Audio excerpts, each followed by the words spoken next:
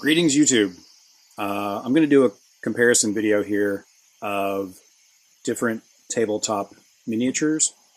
I was watching a video the other day about 3D printed tabletop miniatures, and some of the comments said that there are no 3D printed miniatures that are of decent quality, that the printing technology simply isn't there. And I disagree with that. I've been playing tabletop miniatures games since the 80s, and if you have not seen miniatures put out for Saga armies or by the Ral Partha company, then you are missing out on some hilarious sculpts, some of which looked like they poured lead into a bucket and then slapped a name on it. So I am going to do a 4-point review.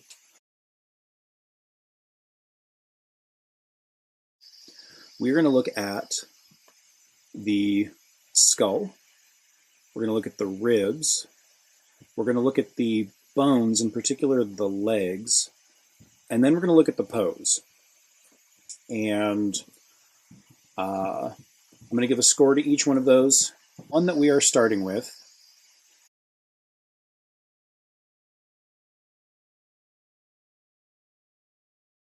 these are $7 for 2 figures, which means they're $3.50 a piece. And if we look at the skull, we have pretty good definition. Around here we can see there's a dimple at the temple. The eyes have good depth to them. There's a nose. The jaw is pretty well defined. There's good teeth there. So that is a pretty darn good skull. And on a scale of 5, I'm going to give that a 5. This is a metal miniature that has been primed with Rust-Oleum. And all of the minis, except for the WizKids, have been primed with this same Rust-Oleum primer. Here we're going to look at the ribs. I look at the ribs to see how much definition we're getting out of the sculpt. I like these ribs. They look pretty realistic in terms of the angles there. There's good depth. We can see that there's some shadow under the ribs. So we started off pretty good with this mini. I'm going to give these ribs, I'm going to give these a 5 also. And I may come back and revise this, I'm not sure. If we look at the support structure, the bones of the skeleton, these are pretty chunky. And what I'm looking for is something that looks a little more like what you would see on a skeleton in a museum or formerly in a doctor's office when they'd have those hanging plastic skeletons that were realistic representations. These are pretty fat, so I'm going to give these a 3. And the pose takes into account what kind of weapons is the skeleton holding. We have a spear that's held off to the side here. Looks pretty menacing. Looks like he's ready for a little bit of action. I'm going to give this pose a 3.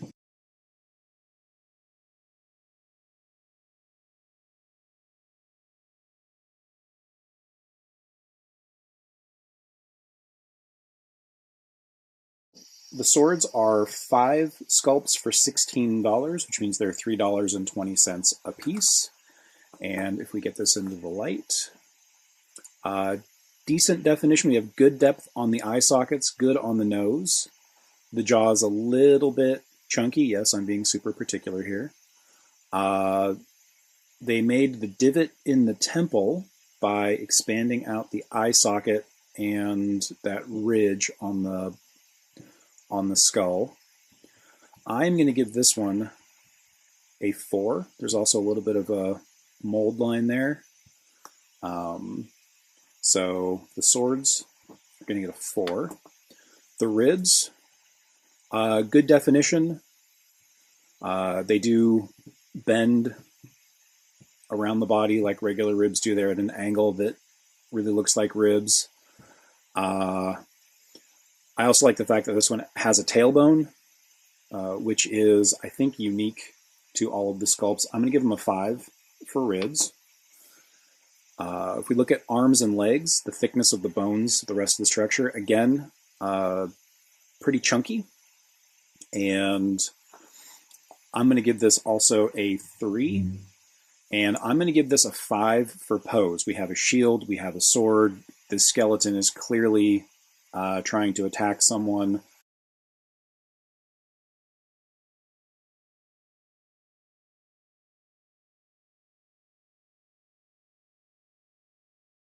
This is their plastic, which I believe is a vinyl of some kind. If we look at the skull, we have, if we can get out of the shadow, the eye sockets are okay. The nose is pretty good. I'm not happy with the jaw. It's very chunky.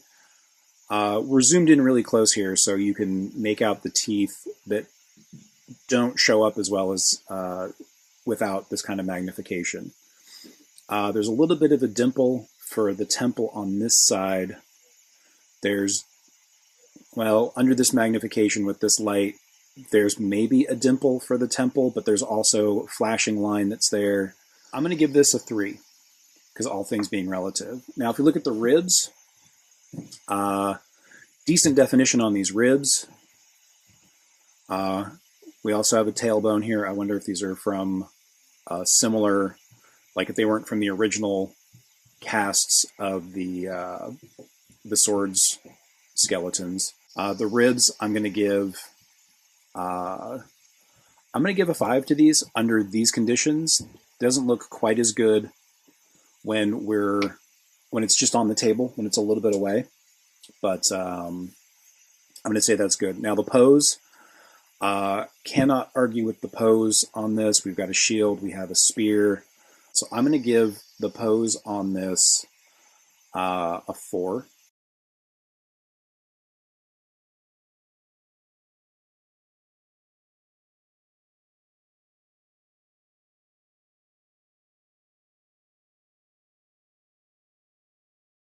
This was $750 for 2 sculpts. So that means it was $375 per sculpt. Now here we have really deep eye sockets. We have a good nose. This looks like a skull. The jaw is really good. Now this guy is wearing a hat and has hair, so I'm not going to be able to take a look for temples, but this looks like a warrior of some kind that was reanimated, so I'm going to give this skull a 5. The ribs, kind of hard to see the ribs. We've got some old clothing that is covering them. We have some old clothing that's covering the pelvis, and I'm fine with that. If we look at the ribs that are available, good definition there. And the reason I'm looking at the ribs is just to see how much depth of detail they're trying to accomplish with the Mini. So these ribs, I'm going to give a 5. If we look at the bones on the arms and the legs, this looks realistic. There's an attempt at a patella on both legs. This leg's a little bit thick, but if we actually turn in profile, it's not bad. They are using boots to cover up any feet, foot bones. They don't have to deal with that, so can't fault them there, but I like how fine the arms and legs are. So this also gets a 5, and for pose, definitely a 5. Very animated.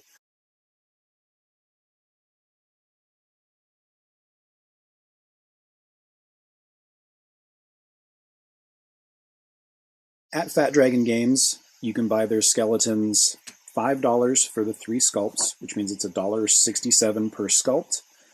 And this skeleton cost 4 cents in plastic to print. If we look at the depth of the eye sockets, I like that. We have a good nose. The jaw is okay.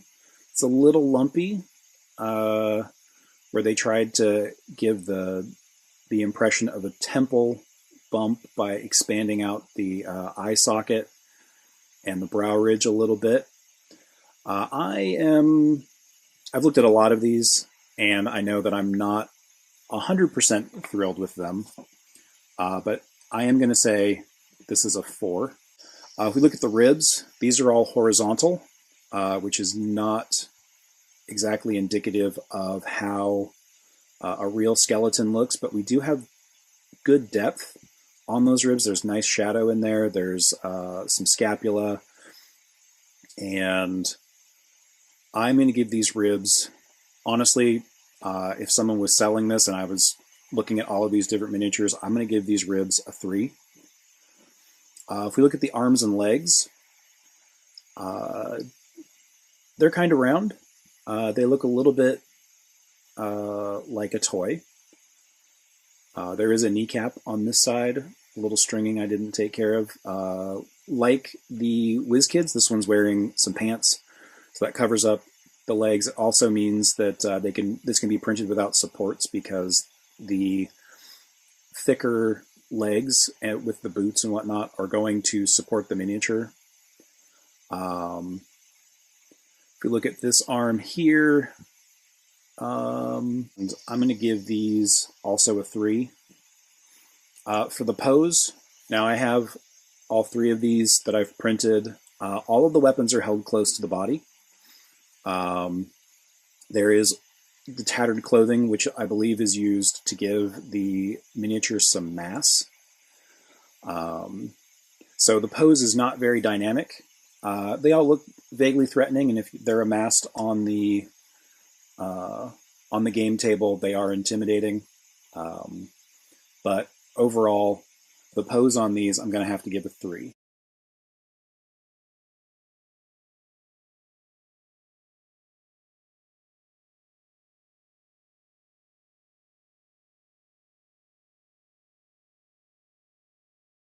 So the 3D print did come in last.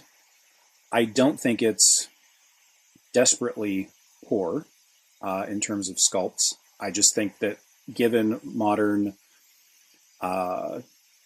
FDM or filament printing, we do have to take into consideration how dynamic the pose is with these guys, so that they don't have to be printed with supports. You could probably get finer detail and more dynamic poses if you're willing to put it with supports, but that introduces its own sort of issues. And as resin printers become less expensive and the resins themselves become less hazardous to handle or be around while the prints are in progress, I think we're going to see better sculpts that have swords and shields and are more dynamic, and still can be printed, for less than 20 cents a piece. If I had a skeleton king who I needed for my campaign, I'm definitely going to look toward one of these Dark Heaven sculpts or this WizKids sculpt, just for quality and the pose. But if I'm fielding an army of 10 or 20 or 30 of these skeletons, 3D printing is going to be very attractive.